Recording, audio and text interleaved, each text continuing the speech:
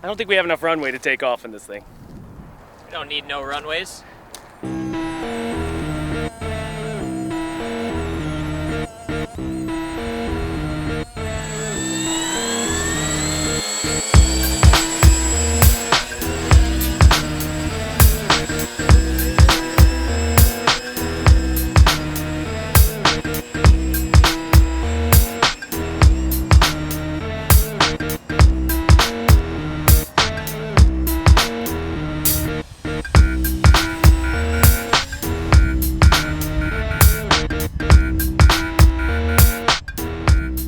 Alright guys, and we're back with another product profile for you, and today we're looking at the CL-84. Now the coolest thing about this plane is that it's a plane, and when I flip this switch on my transmitter,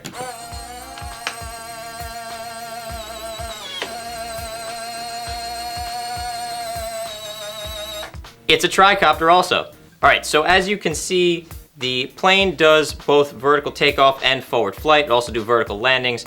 During your vertical takeoff, you'll notice that while it flies like a tricopter, if you have any tricopter or multi-rotor experience, it isn't necessarily the best tricopter in the world, but it does fly pretty well. And when you're in tricopter mode, all of your regular airplane controls are locked out, and every flight characteristic is controlled by the three motors. So your yaw is controlled by the tail motor, and your pitch and roll are controlled by the main motors here on the wing. Now when you switch into forward flight mode, the rudder tail motor will be locked out, and all your regular airplane controls will come back in, so your ailerons and elevator will unlock, so you'll be able to fly like a regular plane. Now the CL-84 has built into it a flight controller, which is here under the rear hatch. Now this flight controller controls your tricopter flight and also your forward flight. It has a built-in gyro, so it limits the plane. It doesn't let you do anything crazy. Now I found that this limits your bank angle and your pitch angle, so don't expect to do anything crazy loops or rolls wise. It really is more of a plane just for forward flight and then again vertical takeoff and landing. So components wise, you're only really going to need two things, and that's going to be a 4-cell 2200 milliamp battery. We used our Zippy 40C series 2200 milliamp battery, and with that we were seeing 4 to 6 minutes of flight time. And that changed a little bit depending on how much vertical takeoff and landing we did, as I found that that used the most power when compared to forward flight. And you also just need a 6-channel receiver, and of course your transmitter. We're using one of our FreeSky receivers and our Taranis here with the CL-84. Super easy to hook up. Everything else is wired in for you. All the servo extensions, all the servo leads from the flight controller to your receiver, and all the power leads and bullet connectors, everything is soldered and set to go, and you get counter-rotating props and a tail rotor prop with the plane, so you really don't need too much aside from those two things that I mentioned.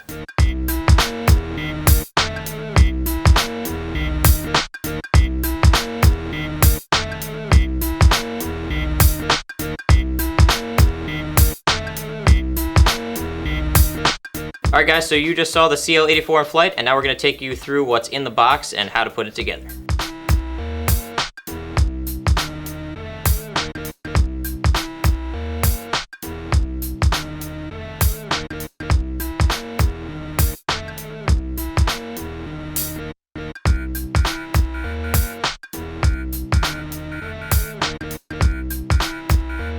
Alright guys, so we just did all of the basic assembly for the CL-84.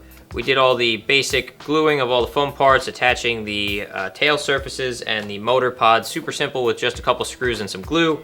And now we're doing the main component install, which is the tilt wing mechanism. It's sort of the most difficult, getting this installed properly and set up with the flight control board that comes pre-installed.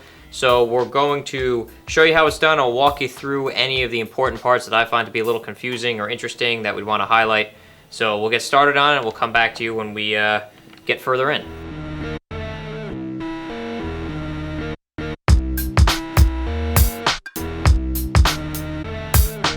Alright, so we have the main wing mechanism dry fitted here in the fuselage. I just wanted to make sure everything fit before we went ahead and glued it in with our 5-minute epoxy. So the only thing I did is to connect the main power leads. So just your bullets coming off of the two ESCs wired into the wing.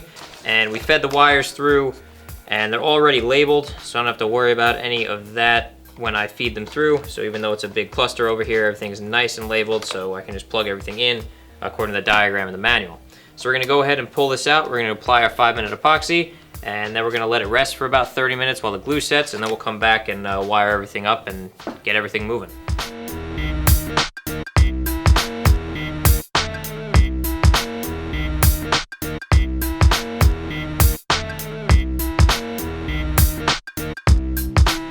Alright, so we got the epoxy setting. We're going to wait around 30 minutes, like I said, for it to cure. That's what the instructions on our package of 5-minute epoxy said. And everything fit together really nicely with the epoxy. Everything slid right in like with the dry fit. No wires got caught anywhere. Super simple, super easy to do. So we're going to let this cure, and we'll come back to you when we go and set up the flight control board with our receiver.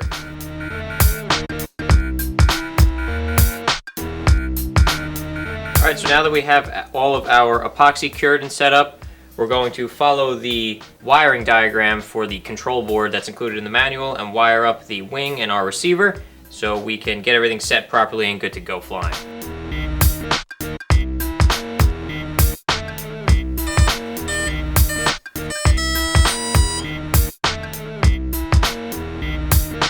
Alright guys, so as you just saw, we got the tilt mechanism in the wing all set up and functioning. It was super easy. You just have to set a switch on your extra channels on your receiver. We're using channel 5 on our Tyrannus, and we just set up as a quick mix, 100 to 100. You flick the switch, and the wing tilts in either direction.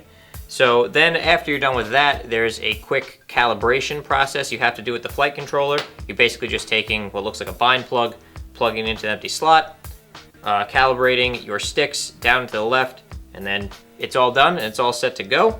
So one thing I did notice that it doesn't mention in the manual is that the wing and everything is gyro stabilized. There's a little gyro in here, and I'll demonstrate it right now. You can see as I rotate the plane around, the ailerons are moving to compensate, and the elevator is moving to compensate, which is really cool. Now, the tail motor won't move right now because I'm in fixed wing mode.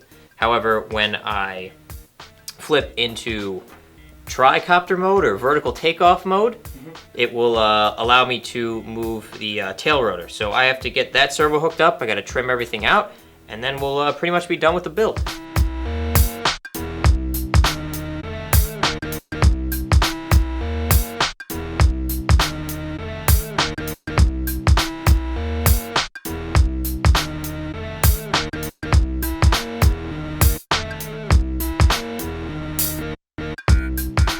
So there you have it, guys. That is the CL-84 VTOL. I was really expecting it to be more difficult to put together and set up, but the kit is very complete and the instructions are surprisingly clear when it comes to setting up the flight control board, and it really is set for you out of the box. You don't really have to do much except make sure all of your directions are correct when you set up the gyro stabilization.